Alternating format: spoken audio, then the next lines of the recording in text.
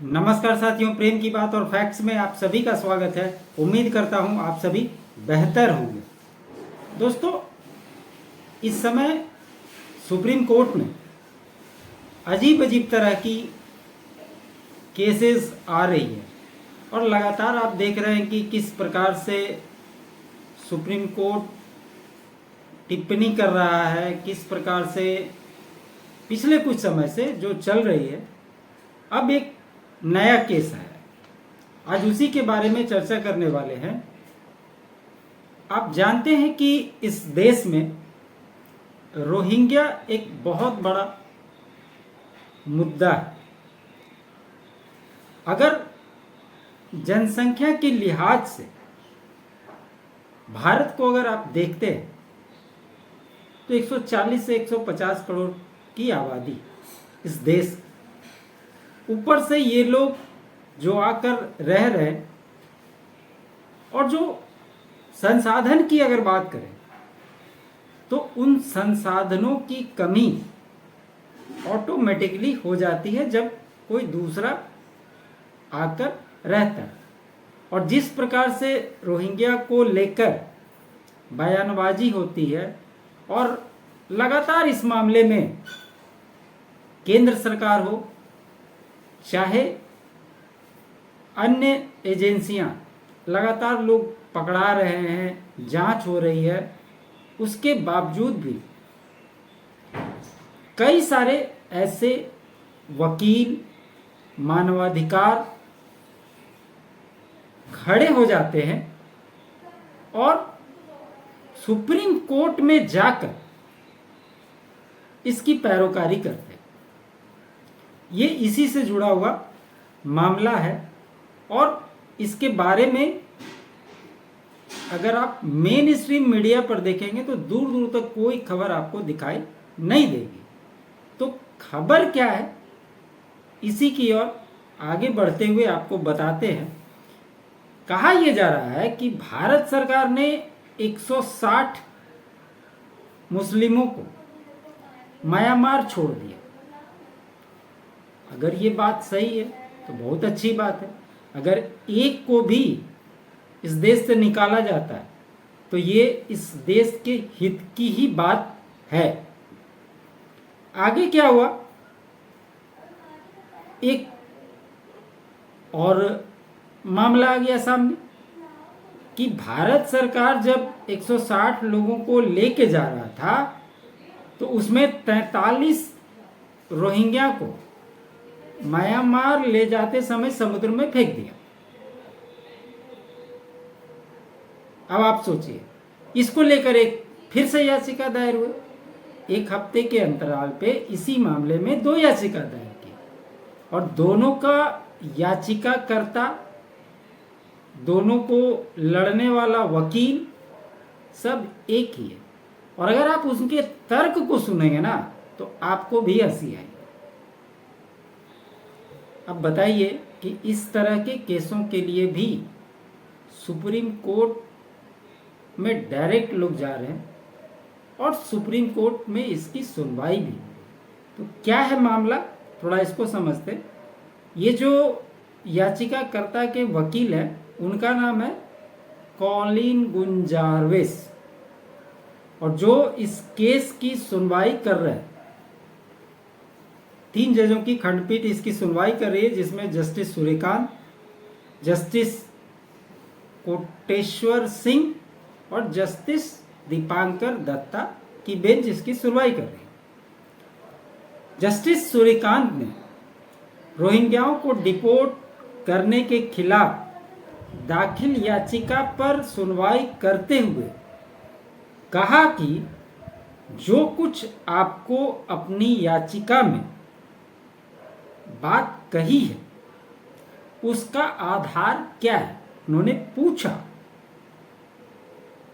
याचिकाकर्ता के वकील से कि इसका आधार क्या है, आप हमें कुछ जानकारी दें और जो सामग्री है, मतलब जो डॉक्यूमेंट्स है वो दिखाएं।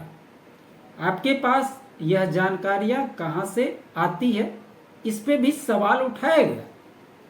याचिका में दावा क्या किया गया कि रोहिंग्याओं को निर्वासित करके जबरन समुद्र में फेंका।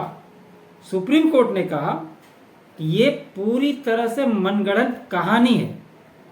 जिसने देखा वो वापस कैसे आए।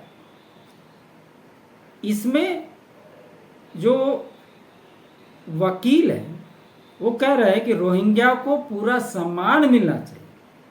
इसकी भी लोग पैरोकारी कर रहे हैं। उनको 50 लाख का मुआवजा मिलना चाहिए और रहने की परमिशन भी मिलनी चाहिए।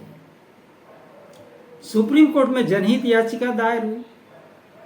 सुप्रीम कोर्ट में दायर नई रीट याचिका में याचिकाकर्ता ने दावा किया कि पुलिस ने 43 रोहिंग्या शरणार्थियों को गिरफ्तार कर लिया, जिसके बाद भारत सरकार ने उन्हें जबरन पोर्ट ब्लेयर के रास्ते म्यांमार भेज दिया। भेज दिया, एक को भी भेज दिया तो ये देश के हित की ही बात है। इस पे क्यों सुनवाई करने के लिए खड़े हो जाते हो भाई। उसके बाद याचिकाकर्ता ने मांग की कि रोहिंग्या को वापस बुलाकर सम्मानपूर्वक रहने की इजाजत दी जाए, 50 लाख रुपए मुआवजा दिया जाए। ये इनकी मुख्य मांग है जिसके लिए ये कोर्ट में गए। भारत ने रोहिंग्या को समुद्र में फेंक दिया। यूएन ने शुरुआत की जांच। सुप्रीम कोर्ट बोला ये सिर्फ खूबसूरती से गढ़ी हुई एक मनगढ़ंत कहानी, और ऐसे भी इस देश के प्रावधानों में कोई भी बाहर का हस्तक्षेप नहीं कर सकता या उस पे उसका कोई भी बात कहने का अधिकार नहीं है। वो कुछ भी नहीं कर सकता, चाहे यूएन हो चाहे कुछ और। यूएन की आज क्या हैसियत है ये सभी वाकिफ है। अब इसमें एक घुसेड़ा गया इस चीज को कि यूएन ने भारत से रोहिंग्या को जबरन वापसी को रोकने की मांग की है। वहीं सुप्रीम कोर्ट ने सबूतों की कमी व हवाला देकर याचिका पर तत्काल कार्रवाई से इनकार कर दिया। अब यहां पर यूएन कार्ड खेला जा रहा है कि भारत को इसके वजह से रखना पड़ेगा, जबकि ऐसा कोई रूल नहीं है कि भारत सरकार इनको रखे। वो भी मैं आगे बताऊंगा आपको। अब ये हो रहा है कि आर्टिकल 21 क्या है। इसके तहत रोहिंग्याओं को भारत में बसने का अधिकार नहीं। भारत में कोई शरणार्थी नीति या कानून नहीं है। साथ ही भारत इससे जुड़े संयुक्त राष्ट्र के 1951 वाले समझौते पर सिग्नेटरी भी नहीं है, उसने साइन भी नहीं किया है। ये क्लियर कट में मेंशन किया हुआ है। ऐसे में आए दिन रोहिंग्याओं के बचाव को लेकर सुप्रीम कोर्ट में याचिकाएं दाखिल हो रही है और सरकार का गैर कानूनी निर्वासन का आरोप लग रहा है।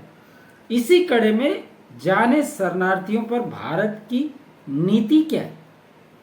ऐसे में विस्थापित पर केंद्र सरकार जांच परख कर निर्वासन का फैसला करती है, जबकि राज्य सरकारों और केंद्र शासित प्रदेशों के पास शरणार्थी का दर्जा देने की शक्ति नहीं है। रोहिंग्याओं पर सरकार का स्टैंड और देश का कानून स्पष्ट है। यही वजह है कि सुप्रीम कोर्ट में गाहे बगाहे याचिकाएं दाखिल होती रहती है, कभी बचाव की गुहार वाली तो कभी सरकार पर गैर कानूनी निर्वासन का आरोप लगाने वाली। शीर्ष अदालत की 3 जजों की बेंच ऐसे सभी मामलों पर 31 जुलाई को सुनवाई कर अपना रुख तय करेगी। 31 जुलाई तक के लिए डेट दे दिया गया। इसका एक एनजीओ है, HRLN नाम है। अगर इस एनजीओ को इतनी ही तकलीफ है इन रोहिंग्याओं के बाहर भेजे जाने से, तो तुम एनजीओ चला रहे हो, सरकार से जमीन खरीदो, कैंपस बनाओ, उनमें इन लोगों को बैठा लो, पालो, पोसो, क्या दिक्कत है। यही सबसे बड़ा समस्या है। अब इसके आगे बढ़ते हुए बताते, विदेशी रिपोर्ट्स भारत की संप्रभुता को चुनौती नहीं दे सकती। याचिकाकर्ता के वकील कॉलिन गुंजारविस ने तर्क दिया कि उन्हें म्यांमार तट से एक फोन कॉल प्राप्त हुआ था और संयुक्त राष्ट्र ने भी इस मामले का संज्ञान लिया है। उन्होंने अंतर्राष्ट्रीय न्यायालय के उस फैसले का हवाला दिया जिसमें कहा गया था कि म्यांमार रोहिंग्या नरसंहार के खतरे का सामना कर रहे हैं। कॉलिन गुंजारविस ने सबूत के तौर पर म्यांमार तटों से रिपोर्ट और ऑडियो रिकॉर्डिंग पेश करने की पेशकश की, लेकिन जस्टिस सूर्यकांत ने कहा कि ऐसी सामग्री तो पेश की जा सकती है, लेकिन विदेशी रिपोर्ट्स भारत की संप्रभुता को चुनौती नहीं दे सकती। न्यायमूर्ति कांत ने पूछा इन वकील साहब को कि हर बार आपके पास एक नई कहानी होती है, अब कहां से यह खूबसूरत कहानी गढ़ी गई? वीडियो और तस्वीरें कौन क्लिक कर रहा है? ये सारे सवाल थे सुप्रीम कोर्ट के। वह वापस कैसे आया? रिकॉर्ड में क्या सामग्री? न्यायमूर्ति सूर्यकांत ने कहा, जब देश मुश्किल दौर से गुजर रहा होता है तो आप काल्पनिक विचार सामने लाते हैं। कोर्ट ने याचिका को अन्य लंबित रोहिंग्या मामलों के साथ जोड़ दिया और भी कई सारे मामले थे, उनको जोड़कर वही 31 जुलाई का डेट दे दिया। उसी के साथ इसको सुनवाई इस पर होगी।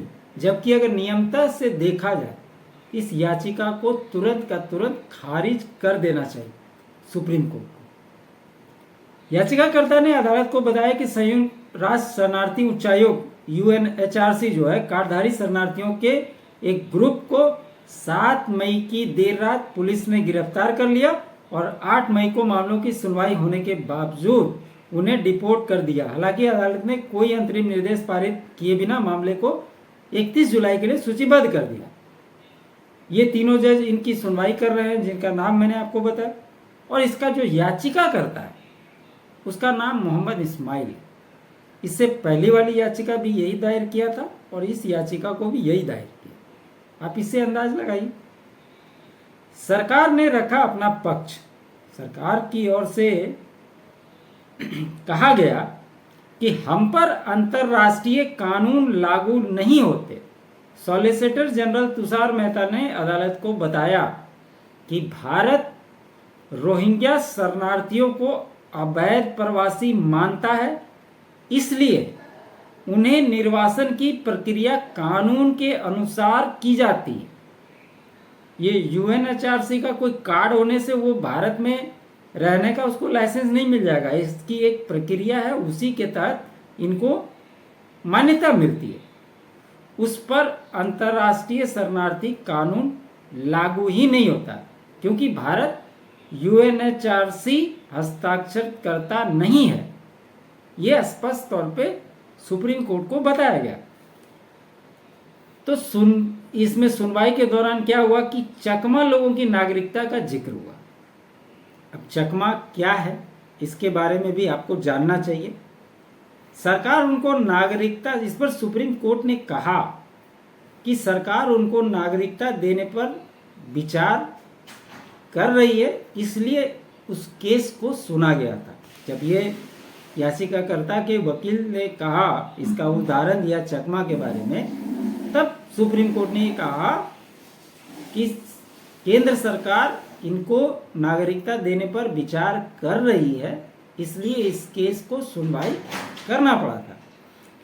अब इसके बारे में थोड़ा जान लीजिए। यह एक स्वदेशी जनजाति है जो मुख्य रूप से बांग्लादेश के चटगांव पहाड़ी में रहती है। यह जनजाति भारत के मिजोरम, त्रिपुरा और असम राज्यों में भी पाई जाती है। ये मुख्य तौर पर बौद्ध धर्म से बिलोंग करती है और इनका इतिहास अगर आप देखेंगे तो इनका इतिहास चटगांव पहाड़ी क्षेत्र है और ये 1960 के दशक से भारत में आकर बसे। तो ऐसे ऐसे मामले लोग सुप्रीम कोर्ट लेकर पहुंच जाते हैं और सुप्रीम कोर्ट का जो समय बर्बाद होता है, इसकी कोई चिंता है। मतलब अब हो गया कि कुछ भी काम है, आप यूपीआई लोग यूज़ करते हैं ना, कि कुछ भी है तो भाई कैश लेके क्यों चलना, चाहे आपको 1 रुपये का सामान लेना हो, चाहे आपको 10 रुपये का, भाई ऑनलाइन पेमेंट करते हैं। वही वाली स्थिति बना दी गई है आज के डेट में सुप्रीम कोर्ट की। और इन्हीं सब मामलों के लिए ये मानवाधिकार, यूएन, एनजीओ, इस तरह के कई सारे संस्था खड़ा हैं। सबसे बड़ा सवाल ये उठता है कि इस तरह के केस को लेकर जो वकील लड़ने के लिए पहुंचते हैं, इनको फंडिंग कौन करता है? यह भी अपने आप में एक बहुत बड़ा सवाल है। तो यही थी खबर दोस्तों। आप अगर इसको देखेंगे तो मेन स्ट्रीम मीडिया में कहीं आपको नज़र नहीं आएगी। खबर ये भी आई है कि कई सारे ऑपरेशन के तहत जो रोहिंग्याओं को पकड़ा गया था, उनको डिपोर्ट किया गया, 1100-1200 लोगों को लगभग निकाला गया है। मैं ये कहता हूँ कि अगर एक को भी निकाला जाता है तो वो इस देश के हित के लिए ही ऐसा कदम बिल्कुल उठाना चाहिए। आप लगातार देखते हैं वेस्ट बंगाल में किस तरह से रोहिंग्याओं का एक छत्र राज चलता है और वहाँ की जो सरकार है उन पे लगातार ये आरोप लगते रहे हैं। इससे आप सभी वाकिफ हैं। उम्मीद करता हूँ मेरा ये विश्लेषण आपको अच्छा लगा हो तो लाइक ज़रूर कीजिएगा, चैनल को सब्सक्राइब कीजिएगा, अधिक से अधिक शेयर कीजिएगा। मेरे अल्टरनेट चैनल फैक्ट्स को भी आप लोग अपना सपोर्ट दीजिए। चैनल को कंट्रीब्यूट करने के लिए आप डोनेट भी कर सकते हैं। QR कोड आपको स्क्रीन पर दिखाई देंगे। ज्वाइन बटन इच्छा हो तो उसे भी आप ले सकते हैं। आप सभी का बहुत बहुत धन्यवाद।